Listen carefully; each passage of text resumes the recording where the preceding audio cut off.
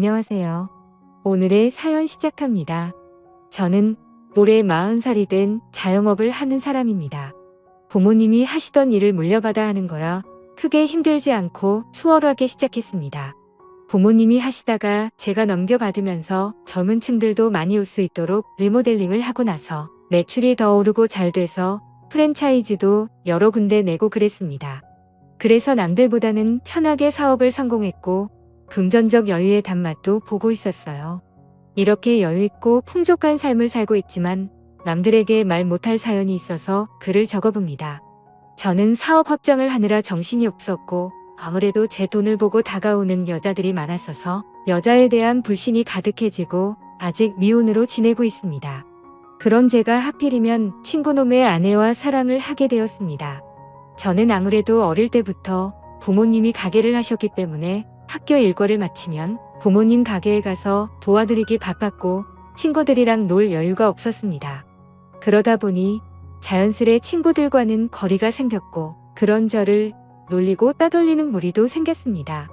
그 속에서도 저를 챙겨주고 같이 지내준 몇몇 친구놈들이 있는데 그 친구들 덕분에 무사히 학교 생활을 하고 졸업을 했습니다.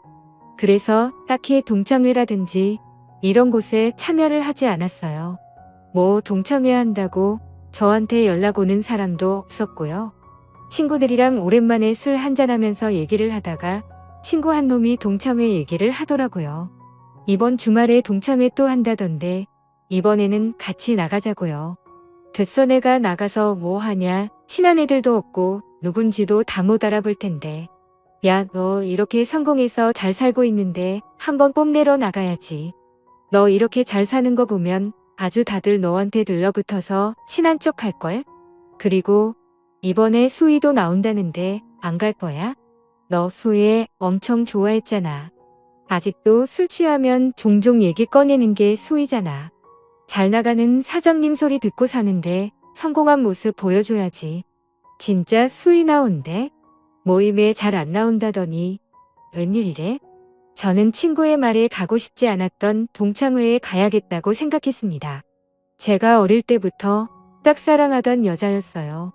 용기도 없었고 그래서 고백 한번 못 해보고 계속 멀리서만 바라보다가 이사를 가서 소식을 통 알 수가 없었는데 동창회에 나온다고 하니 가슴이 두근대더군요. 그리고 동창회에 나가서 몇십 년 만에 보는 동창들을 알아보기란 쉽지 않았습니다. 이들끼리는 종종 모임을 하며 만나왔던 터라 자기들끼리 신나게 술을 마시면서 얘기를 하고 있더라고요. 저는 저랑 친했던 친구놈들 옆으로 가서 앉았고 주위를 둘러봤습니다. 주위를 둘러보니 그래도 선명하게 기억이 나는 얼굴들이 있었습니다. 제가 짝사랑했던 그녀 얼굴이 보이더라고요. 여전히 아름다웠습니다. 옛날이 생각하면서 마음이 요동쳤어요. 그리고 또 한 놈은 저를 괴롭히던 무리 중 주동했던 놈이었습니다.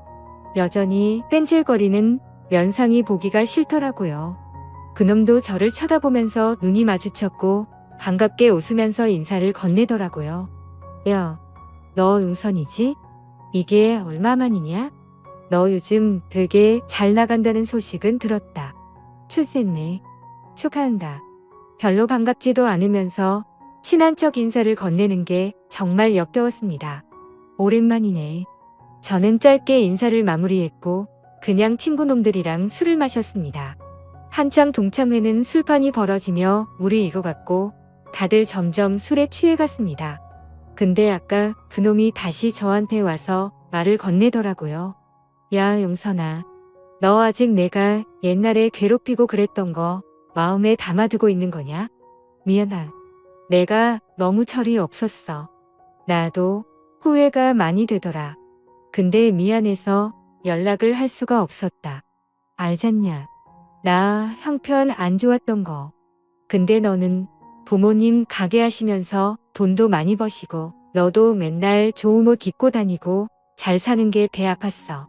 어린 마음에 그러면 안 되는데 내 열등감이 너를 괴롭히는 걸로 표출됐다.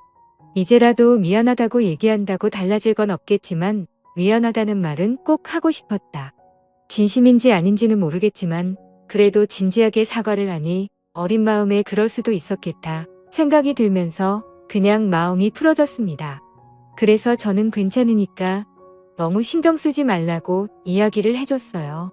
그렇게 동창회가 끝이 났고 저는 짝사랑하던 그녀에게 역시나 말 한마디 제대로 못 걸어보고 왔습니다. 동창회 이후로 그 친구놈이 저한테 자주 연락을 하더라고요. 잘 들어갔냐부터 시작해 시시콜콜한 얘기를 했습니다. 그러면서 자주 만나서 술이나 한잔하자고 그러다 보라고요. 종종 만나서 술 마시면서 많이 가까워졌어요. 나이 먹더니 확실히 철이 들기는 했더군요. 술도 같이 먹고 당구도 치러 다니고 스크린 골프도 가끔 치러 가고 그랬습니다. 그러면서 사업은 어떻게 하면 잘할 수 있는 거냐고 묻더라고요. 회사에서 계속 월급쟁이로 있는 것도 힘들고 회사가 점점 어려워져서 언제 그만두게 될지도 모른다고 신세한탄을 했습니다. 딱히 해줄 말은 없었어요. 저도 뭐 부모님이 해오신 거 물려받아 여태 하고 있는 거니까요. 그리고 프랜차이즈를 하나 어떻게 좀 잘해서 내주면 안 되냐는 등 얘기를 하더라고요. 이럴 속셈으로 나를 계속 만나왔던 건가 생각이 들었습니다. 그래서 저는 단호하게 그건 좀 어려울 것 같다고 얘기했습니다. 다른 곳들과 조건은 동일해야 된다고요.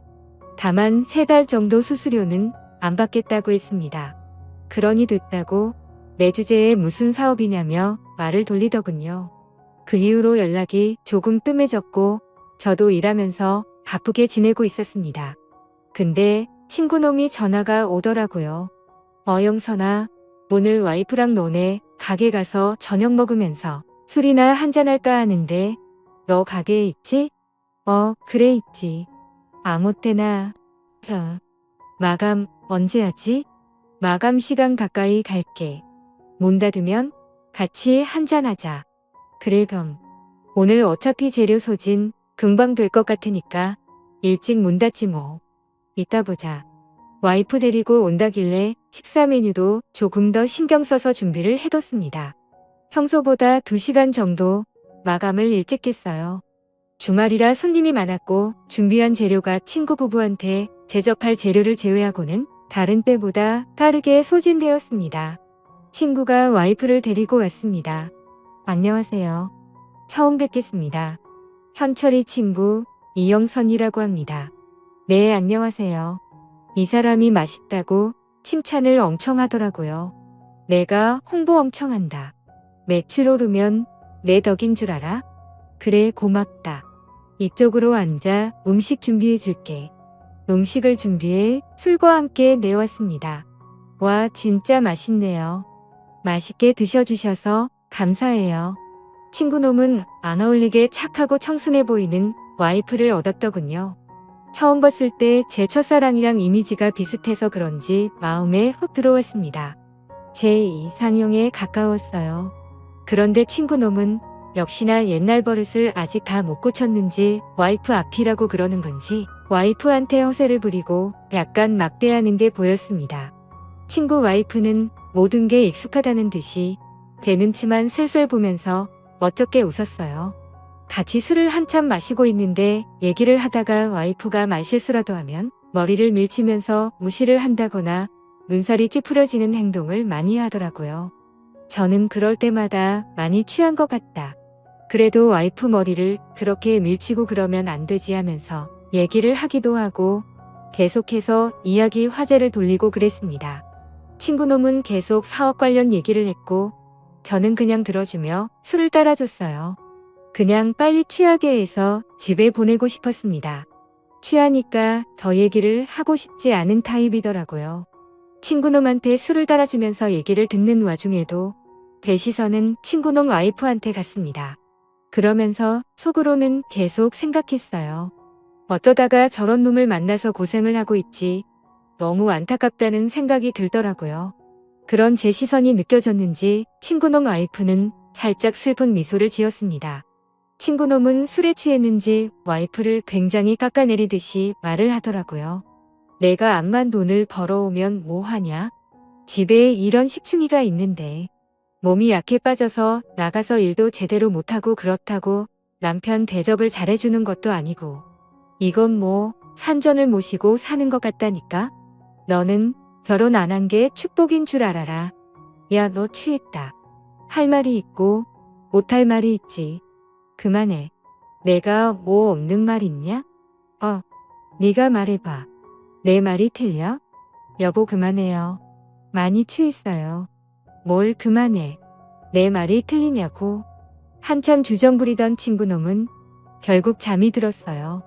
진상도 저런 진상이 없었습니다. 친구놈 와이프는 화장실 좀 다녀온다며 일어났습니다. 눈물이 고여있는 걸 보니 울어서 화장실을 가는 것 같았습니다. 저는 걱정이 돼서 화장실 앞에서 기다렸어요. 그녀는 문을 열고 나왔습니다. 괜찮으세요?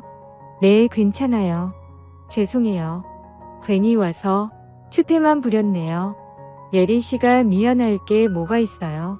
현철이 저놈이 생각이 없는 거지. 왜 참고만 있어요. 다 맞는 말 하는 건데요. 그리고 오늘은 많이 취해서 더 저러는 거예요. 예린 씨, 저놈이 저러는 거 당연하다는 듯이 받아주고 참고 살지 마세요. 예린 씨도 예린 씨 부모님한테는 소중한 딸인데 왜 이런 취급을 받아도 된다는 듯이 그럽니까? 예린 씨부터가 자신을 소중히 생각하고 아껴야죠. 제 말에 그녀가 눈물을 다시 흘렸습니다. 죄송해요. 왜 이렇게 눈물이 나지?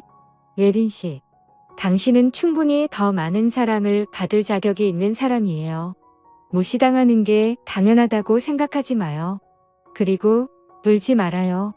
예린 씨 우는 거 보면 제 마음도 아파요. 저는 그녀를 화장실 안으로 다시 들어가게 하고는 저도 모르게 입맞춤을 해버렸습니다. 그녀는 많이 놀란 듯 했지만 눈물을 흘리며 제 마음을 받아주더라고요. 친구놈이 그녀를 무시하고 막대하는 게 옛날 제 모습을 보는 것 같아서인지 그녀에게 마음이 더 갔습니다. 저와 그녀는 서로의 마음을 확인하고 친구는 모르게 사랑을 키워 나가고 있습니다. 인연이라는 게 따로 있는 걸까요? 정말 그날 처음 먹고 만난 지 불과 2시간밖에 되지 않았는데 저는 이 여자한테 빠졌습니다. 이제는 제가 지켜주고 싶어요. 더 이상 무시받지 않게 제가 행복하게 해주고 싶어요. 하루는 그녀가 그러더군요. 누군가에게 이렇게 사랑받는 느낌을 받은 게 얼마만인지 모르겠다고요. 그동안 많이 힘들었다는 게 느껴졌습니다. 제 바람은 하루빨리 친구와 이혼을 하고 그녀가 제게 왔으면 하는데 잘하고 있는 거겠죠? 더 이상 친구놈 옆에 있는 그녀를 보기가 힘이 듭니다. 오늘의 사연 여기까지입니다. 오늘도 시청해 주셔서 감사합니다. 구독, 좋아요, 알림 설정 부탁드려요.